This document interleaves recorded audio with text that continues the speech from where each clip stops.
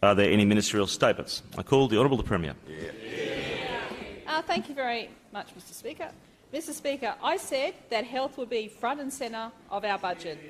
I said it would be historic, and I said it would be a record health budget. Mr Speaker, this budget delivered for Queenslanders the biggest hospital building program this state has ever seen. Mr Speaker, it is massive. Over the next 6 years, we'll invest close to $10 billion building and expanding hospitals and improving healthcare the length and breadth of Queensland. We will build 3 new hospitals, Mr Speaker, at Coomera. You can thank me later.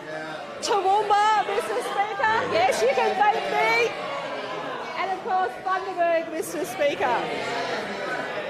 On top of that, a new world-class, and I'm looking forward to those as well, though, the next election, Mr Speaker, a new world-class $750 million Queensland Cancer Treatment Centre at Hurston, Mr Speaker. I think every one of us knows someone who has been touched at some stage of their life, who's gone through, as a person, an individual who's gone through a battle with cancer, Mr Speaker. In fact, we lost our dear friend Duncan just over a year ago. And I think this investment in a world-class cancer treatment centre is fantastic for Queenslanders, Mr Speaker. We'll also expand 11 other hospitals, including Cairns, Townsville, Mackay, Hervey Bay, Logan, Robina, Ipswich, QE2, PA, Prince Charles, plus the $1 billion expansion at Redcliffe Hospital as well.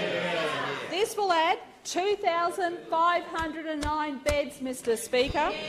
That's the equivalent of tripling the size of our biggest hospital, the Royal Brisbane and Women's Hospital, Mr Speaker. Think about that for one moment. Mr Speaker, this unprecedented building program tackles head-on the healthcare issues affecting almost every public hospital in the country, Mr Speaker. It's the same problem in Perth, in Melbourne, in Adelaide and Sydney, Mr Speaker. As I said, this is a national issue, and every other Premier and First Minister agrees with me, Mr Speaker, and so does the Prime Minister, Mr Speaker. We all agreed it is a national issue impacting everybody across our nation, Mr Speaker. Mr Speaker, you happy about your Toowoomba Hospital? Yes. Order! I'll interrupt you. Premier, it would be assisting the House if you were able to direct your comments through the chair. Thank you, Mr Speaker. Hospital beds are filled with hundreds of COVID patients, along with those who should be in aged care and disability care.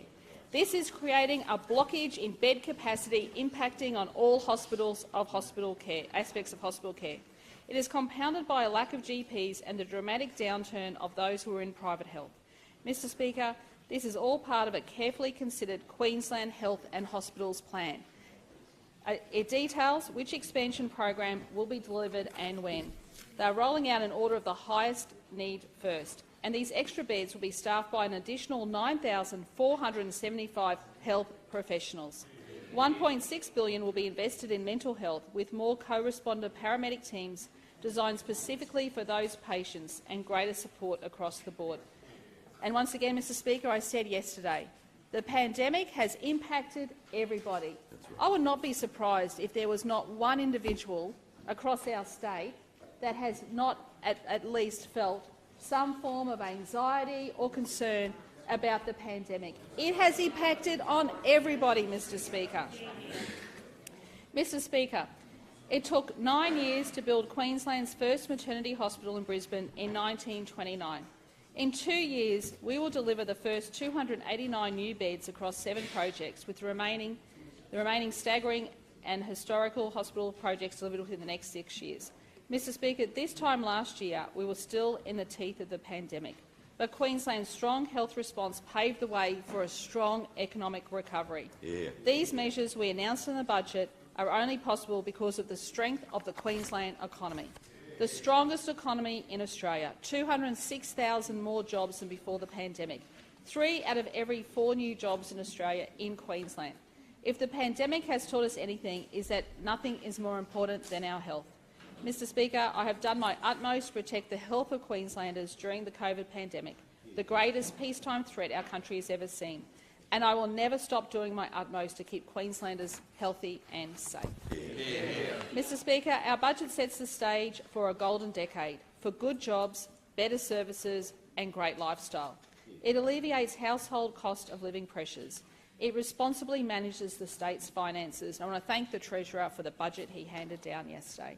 Because of our strong economic management, we are now able to make historic investments in hospitals, schools, transport, housing, energy and concessions. We are delivering on good jobs with a $59.1 billion infrastructure program over 4 years, almost two-thirds of that in regional Queensland. It will support 48,000 construction jobs next year. We are providing $17.2 million to help our agricultural producers become more resilient to climate change. Our $68.5 million Queensland Resources Industry Development Plan will drive exploration and our new critical minerals mining industry. With another $66.4 million for tourism recovery, we will develop new experience opportunities across Queensland. And the budget provides another $50 million for grants to support our manufacturers to be competitive and make products in Queensland. We're investing $15 million to support work on the Central Queensland Hydrogen Project and $15 million for the National Battery Testing Centre to support renewable batteries to be made in Queensland. Mr Speaker, in education there's a record $16.5 billion for more new schools, expansions and more classrooms. 5 new schools will open in 2025-2026 at Caboolture, Caloundra, Flagstone, Ripley Valley and Bar Scrub, growing areas of our state. 11 other new schools will open in 23 and 24. There's an increase in school infrastructure funding of $1.2 billion, including $20 million for tuck shop and playground upgrades, Mr Speaker. And I know there's a lot of schools across the state that definitely need their tuck shops and playgrounds upgraded, so money very well spent. And of course we're passionate about universal access to kindergarten with $1 billion over 5 years. Mr Speaker, there is more that other ministers will also outline, but we're also delivering a record $262 million investment in Queensland's protected area strategy to protect our world-class environmental assets. And for households and individuals who deserve some cost of living relief, we're providing a record $6.8 billion in concessions in this budget. Let's think about that. $6.8 billion in concessions. This includes $385 million for a $175 rebate on power bills. Mr Speaker, we can do that because we own our power assets. Mr Speaker, that's right. The 2022-23 budget delivers in all key economic, social and environmental areas. It strongly positions Queensland for ongoing investment, growth and prosperity, and most importantly invests in people for jobs, services and lifestyle. Mr Speaker, it was very pleasing to see the AMA's warm response to our record health funding. This is great news, they said. They called for 815 extra beds. We're doing 3 times that. The Royal College of General Practitioners also welcomes the health investment. The Queensland Alliance for Mental Health welcomed our very important investment in mental health services. In the region's Darling Downs and South West Health Chairman Mike Horan said Toowoomba's new hospital is a wonderful announcement. Good on you, Mike. In fact, he spoke to me about it when I was out there opening the Kingaroy Hospital, Mr Speaker. Bundaberg's new hospital has also been welcomed as great news for that region. Isaac Mayor Ann Baker said a new hospital. That's right, the member for Denango can thank me for the Kingaroy Hospital any day of the week. Delivering for the regions, the rural communities, Mr Speaker. That's right, delivering for the bush, Mr Speaker. Isaac Mayor, wait, there's more. Isaac Mayor Ann Baker said a new hospital for Moranbah will give certainty to the area and encourage people to live there. On other budget measures, the Chamber of Commerce and Industry welcomes the payroll tax relief. They say it will be an incentive for small and medium-sized businesses to employ more people. In the far north, Advanced Cairns Chairman Nick Trump said the budget ticked the boxes for health and water security. The Cairns Post said it's a budget to raise a glass of water to. In Townsville, Mayor Jenny Hill said funding for the Lansdowne Eco-Industrial Precinct shows the value of this project for Queensland to become an advanced manufacturing and hydrogen-producing powerhouse. And on royalties, Professor John Quiggin from the University of Queensland said it is a good way of capitalising on current high coal prices, Mr Speaker. And of course we'll be interested to see in the opposition's reply later on this week whether or not he supports these measures, Mr Speaker.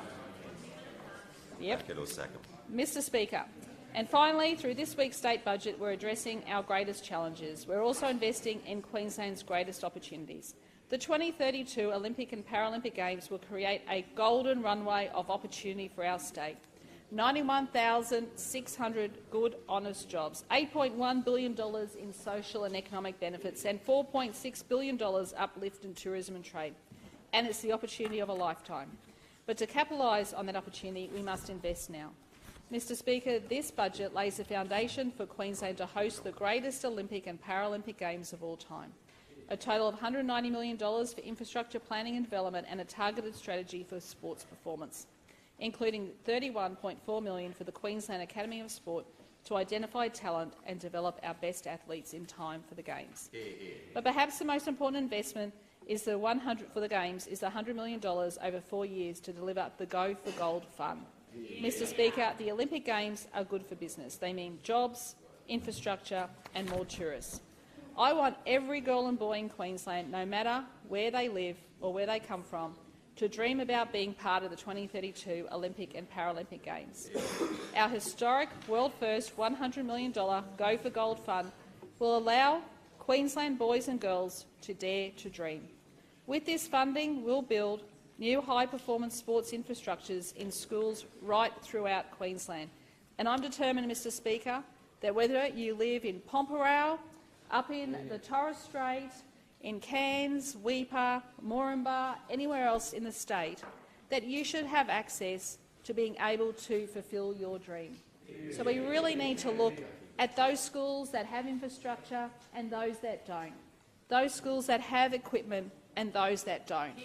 And let's share the dream amongst all Queenslanders to find our next Cathy Freeman or whichever sports inclined school student there is out there who wants to participate, and one day we'll see them on the Olympic stage.